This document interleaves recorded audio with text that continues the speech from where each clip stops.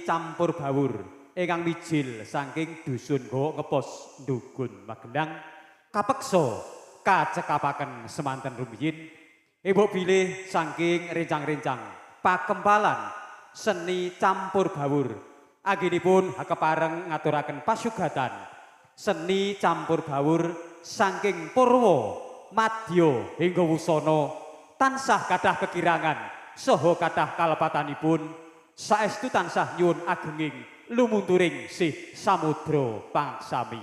Ewasana saking pakepalan seni campur bawur hangaturaken sugeng kondur, sugeng pinanggi malih benjang wonten ing kalodhangan sanes wekdal. Ewasana kanthi hasesanti jaya jaya wijayanti rahayu ingkang tansah samya pinanggih. Nuwun nuwun matur nuwun. Wassalamualaikum warahmatullahi